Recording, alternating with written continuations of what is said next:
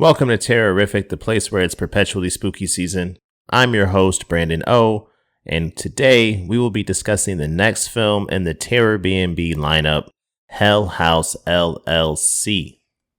Now, last week, Insidious got a free pass, a first round bye, if you will, in the competition to ultimately crown which one of these horror houses I would hypothetically spend 24 hours.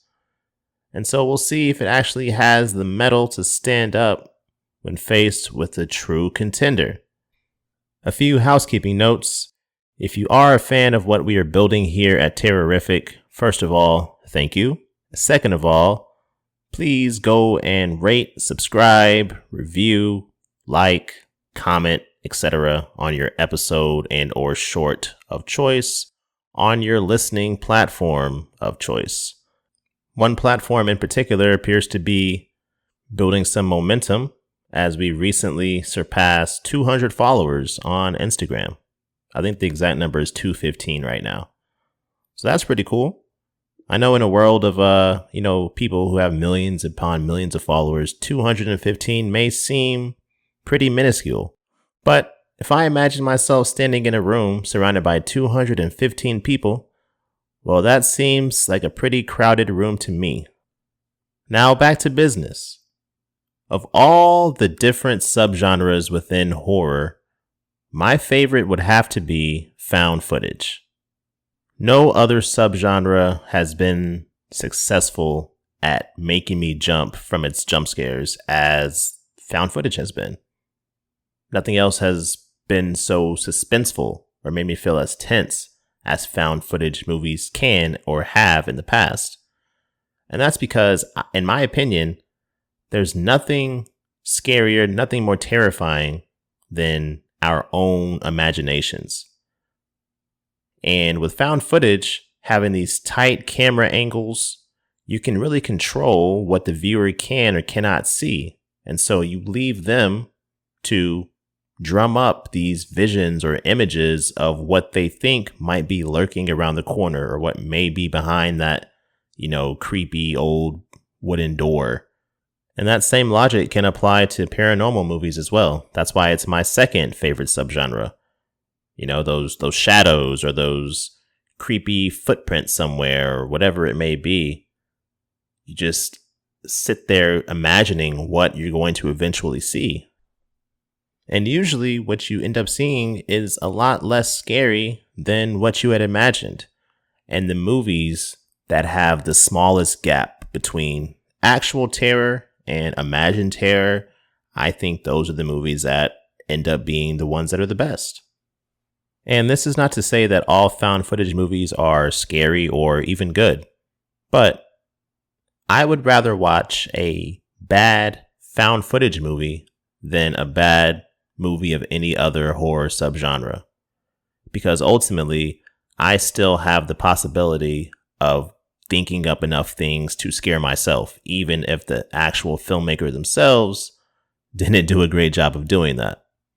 But to play devil's advocate a little bit, I guess one could make the argument that if a subgenre is so heavily not dependent upon, but gets like such a big benefit or a boost from its targeted audience being able to scare themselves, essentially, what does that really say about the quality of the filmmakers within that space? But can you really knock someone for that? Someone could be extremely talented and they can't control what you think about or what the audience is thinking about. That doesn't diminish their skills at all. But maybe this is why we haven't seen like a found footage horror movie truly take off like in the mainstream outside of like the Blair Witch Project and Paranormal Activity.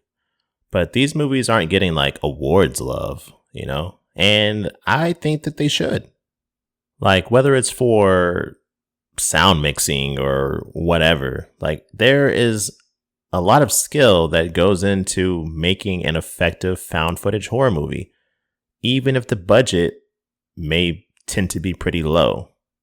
But despite not having that mainstream recognition, Hell House LLC has developed a pretty significant cult following in recent years, and I count myself amongst one of those air quote cultists. The film was first screened at festivals back in 2015 with a more wide release on video on demand platforms in November 2016. It was written and directed by Stephen Cognetti, and it has since spawned 3 sequels, with a 4th slated to premiere later this year. With a notable deviation, the 5th Hell House LLC film will not be found footage, so I'm intrigued by that to kind of see what direction Cognetti takes things in. The original script for the first film called for a haunted house, but after Cognetti scouted numerous abandoned houses and buildings, he had no luck finding anything suitable. So the production team decided to shift to finding a real haunted house attraction to film in instead. Thus, they stumbled upon an attraction in Pennsylvania called The Haunting at the Waldorf Hotel, and the person who ran that attraction, Angie Moyer, ended up serving as the film's set designer. Hell House LLC had a very low budget, but accounts differ on exactly how low that budget was. During my research, I found numbers that said $25K, and more frequently it said $150K. It also reportedly generated 8 figures in streaming and rental revenue. So if we use a conservative estimate, go with the $150K budget number, and just the very bare minimum of $10 million to satisfy the 8-figure revenue requirement, well, that's looking at an ROI of 6,666%. So a film that features a demonic cult trying to open or summon the gates to hell may have yielded an ROI of straight 6s. That's either an incredibly eerie coincidence or further proof that we are living in a simulation, but this is not the time nor place to dive into that discussion. So, moving on. On Rotten Tomatoes, Hell House LLC has an approval rating from critics of 70% and 72% from audiences. But surprisingly, there's only 10 critics reviews, so there isn't a consensus. I'll pick a couple to read that most closely align with my personal take on the movie. So, critic number 1 says, quote, "An engaging story, not just shaky cameras and screaming in a slew of the expected subgenres tropes, a truly chilling haunted hotel story." End quote. Critic number 2 says, quote, "If you enjoy quality found footage and find subtle scares to be the most terrifying, then Hell House LLC is the film for you. It is the perfect Halloween horror flick to watch with a group if you want a good scare." End quote. I think critic number 2 in particular hit the nail right on the head. Before Prime Video hit its watch party option behind yet another paywall, I did a watch party with a group of my friends with this film, and it was a lot of fun. And we were virtual, so we were just chatting and shit as people got scared. But I can only imagine if you were actually in person with your group, that would be hella fun. And now we've reached the point where we dive into the film in more detail. So, as always, if you have not yet seen it, consider this your spoiler alert. By my count, Hell House LLC had 45 BFT moments which made me say or think to myself, bro, fuck that. Moments that if I were in that situation or scenario would be an enormous red flag, a glaring alarm that I should get the fuck out of there ASAP. These 45 BFT moments are 13 more than Insidious had, but it's not just about quantity. Quality matters as well. So let's dive in to my top scares from Hell House LLC. But first, let's set the scene. The overall premise of the film is that a documentary crew is investigating a tragedy that happened at Hell House, a haunted house attraction that resulted in the deaths of like 15 people, including most of the staff. Over the course of their interviews and witness testimonies and information gathering, they come across the sole survivor of the staff, and she gives them these tapes, unedited tapes, raw footage of what occurred in the house. The documentary crew asked, "Hey, how'd you get these, and why haven't you given them? Why have you not given them to the police?" And she kind of just gives like some non-committal answer, which is a huge red flag. But anyway, BFT moment number 1. While the Hell House crew is first making their way through the abandoned Hotel Abaddon, they enter the basement, which first of all is creepy as fuck. It's dank, it's dark, all that shit, right? But then on top of that, there are pentagrams all over the wall and Bibles scattered and burnt and all this other kind of shit all over the ground. So these two things together should have been the number one sign immediately out of the gate to leave. Like, there is no reason that you should stay here. Okay. Clearly there's some dark shit going on, or at least was. And yeah, leave. But our brave team pushes forward right into our next BFT moment, which is when cameraman Paul, he awakens in his room in the middle of the night because they have decided to start sleeping on the property overnight. Okay, cool, interesting choices. Anyway, Paul wakes up, turns the camera on, and the door to his room is open so you can see into the hallway. And for some reason, there's this ominous red light bulb in the hallway. So behind him is just this backlit, red, demonic looking doorway, which symbolism, imagery, literal red flag right there, right? Anyway, suddenly this silhouette, shadowy figure steps into the threshold, and Paul turns around and sees the person standing there and assumes it's the one woman in the group, Sarah, which maybe it was, maybe it wasn't. Either way, this person is just standing there silently, unflinchingly, before, again, silently just turning and walking off. And Paul just kind of shrugs it off and says, Sarah's acting kind of funny. Doesn't go to follow up with anyone, doesn't ask about it the next day or the next morning, just kind of rolls with it. But it's creepy as fuck. So simple, yet so effective. Kind of like our next top BFT moment, number 3.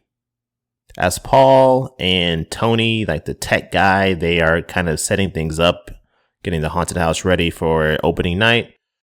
Earlier in the film, they had placed 3 clown mannequins down in the basement. So as Paul is now walking through the house, he approaches like the stairs to the basement.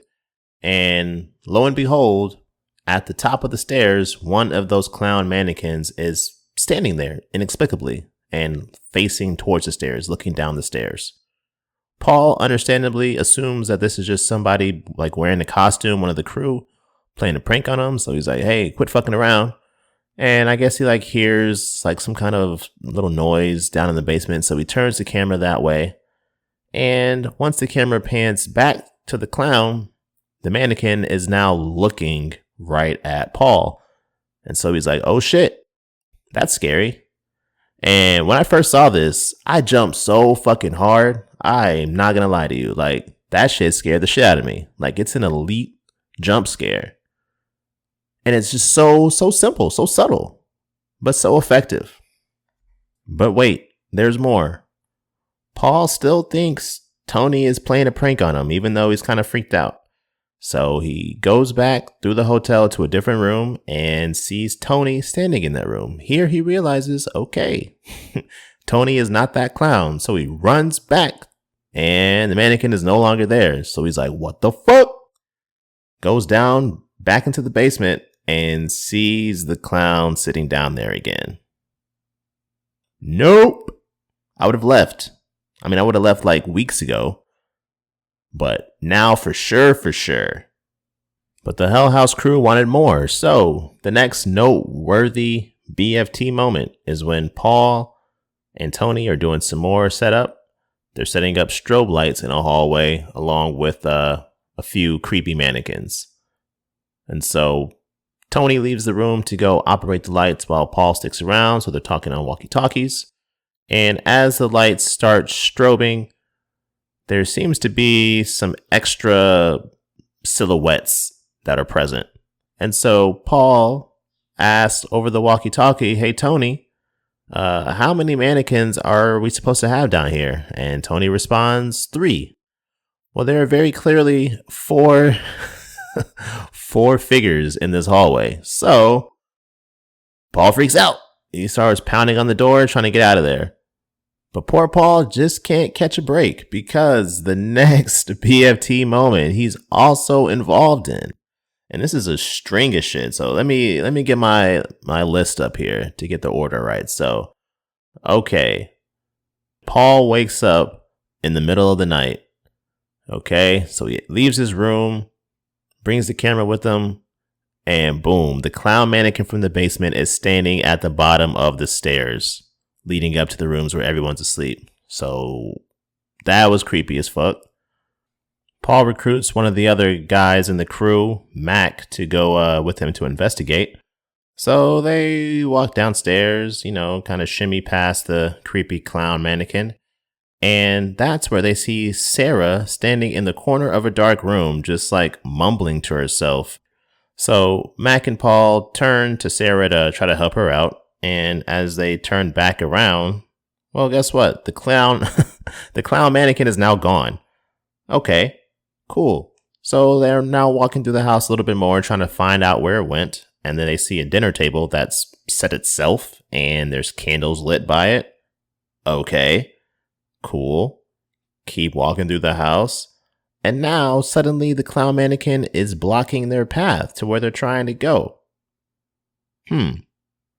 I'm not sure how many occurrences of creepy activity one needs to see before they're like, hey, maybe we should leave, especially if you're Paul. All these things are happening to him and he's starting to freak out, starting to spiral, but he still hasn't grabbed someone's keys or called an Uber or a taxi to get out of there. He's like, man, guys, I'm scared, but fuck it. I guess I'll stick around. Try to ride it out. But man, this next BFT moment, it got me. And yet again, Paul is our main character. Should have left Paul, but Paul was asleep, hears a screeching noise in his room, and so he turns on this light. And his back is to the door still, but his camera's facing the doors, so the audience sees this ghost girl just sitting on the floor behind him. So very startling, to say the least. Eventually, Paul turns around and he sees her sitting there too. So he's like, oh shit, hides under his blanket because blankets are the universal protection against anything scary.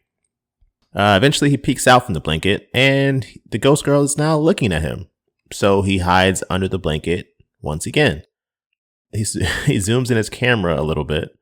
And as he peeks out, she's even closer this time. And we get a good look at her face. And it's freaky as fuck. Her eyes are all milky and shit. And she just looks like she's been, decomposing. It's pretty gross. Paul hides under the blanket once again. And he's there for a while. So the tension and the suspense is really building. I remember sitting there for the first time when I watched this film, just like, bro, I was tight. Everything was tight. I was clenching so hard, everything. And this time when Paul peeks out for the final time, the ghost girl snatches him up and he vanishes. They find him later on in a fugue state sitting down in the basement. And it's pretty apparent that he's been possessed. And with Paul now out of the picture, the buck has to be passed to somebody else. So it's Tony's turn to have some fun. So he wakes up in the middle of the night because he hears somebody playing the piano. And again, it's the middle of the night. So he and some of the other guys go downstairs. They're walking through the house trying to find out what's going on. And as they approach the piano room, the music stops. So they get into the room and all they see is just a mannequin sitting at the piano. Weird. They turn around, look away from the mannequin, and some more keys get played on the piano. So they turn back around really fast, and still all they see is the mannequin. But this is still not enough to deter them. Tony, to his credit, does quit and try to leave, but Mac talks him out of it, tells him some kind of secret about the company. Whatever it was, it makes him want to stay on to go through opening night. And of course, this is the night where everything completely goes off the rails. Bodies start dropping. And there are about 12 BFT moments from this opening night sequence. I'm not going to run through all of them, but there is one final one that I do want to discuss. So the basement is designed to be like the final scare in the haunted house experience. The exit is like right through the basement. And so they have an actress down there. She's like chained up, supposed to be like playing a victim that's going to be sacrificed by a cult to, you know, the devil or demons, whomever it may be.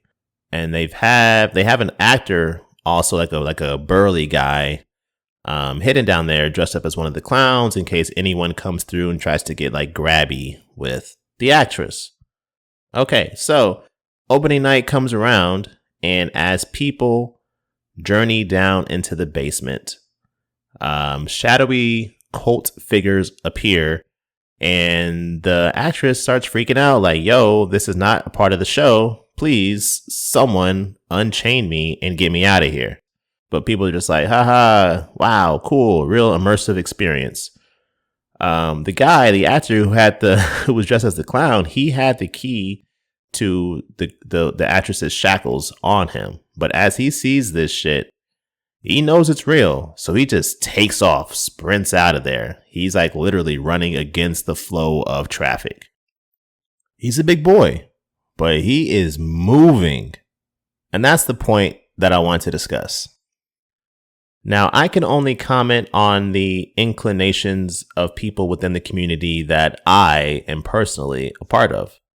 These inclinations may exist in other communities, but I'll just speak to my firsthand experience. And within my community, most times, if you see somebody running away from something, you have no idea what they are running from. Most times, most people within my community will see that occur, and we will also sprint away from this unknown threat. Doesn't matter what it is. We're not stopping to ask any questions. If someone just takes off, we're taking off too. And while we're running, you know, we might be asking like, hey, yo, just chop it. Like, what are we running from right now? That's when you can have the conversation to kind of figure out if you need to keep running or not. But the first thing you do is you run first and ask questions later. Okay, because if the threat is real, if there is imminent danger, you don't want to get caught standing there with your dick in your hand, just thinking, let me see what's going on first before I make my decision. No, you get the fuck out of there. And so had I been in that haunted house, had I been one of those attendees, and I see someone who's clearly an actor for the haunted house just take off, moving faster than he's probably moved ever before in his life, I am right behind him, and we can figure out the rest later.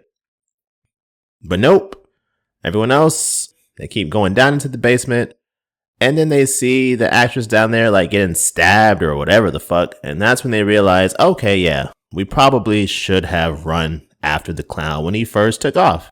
But by that point, it's too late. So now everybody's fucked.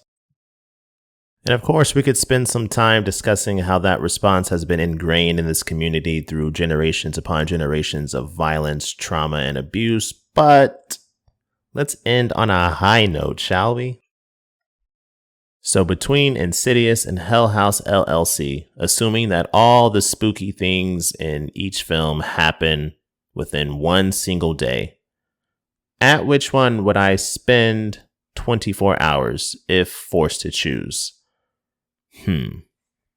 This is a tough choice because they are so similar. You're battling demons in both. You're battling possession with both. But I think surprisingly, I would have to go with Hell House for my stay. And my reasoning is that even though Insidious had a lower fatality count, I would still be forced into a confrontation with the demon. Like, I would have to go into the further to save my son. Meanwhile, with Hell House, they still had ample opportunity right up to the very last minute to technically leave the hotel. They chose to stay there. Once old boy in the clown suit chopped out, they still could have gotten out. But they waited and waited and waited until finally the doors slammed shut on them and they all got. But right there at 23 hours and 59 minutes and 59 seconds, I would have tried to slip out the front door. Now, I do think staying 24 hours at Hell House would have been scarier than staying 24 hours in the Insidious house. But the chance of survival, even if it was slim, that's enough for me to lean that way. And worst case scenario, I would rather get got in Hell House than have to spend what may be an eternity wandering around the astral plane because my body got hijacked by an old lady ghost. So there you have it. My current booking through Terrorbnb is the Hell House Hotel, but my reservation can always change. Come back next time and find out. But in the meantime, remember, always keep it spooky.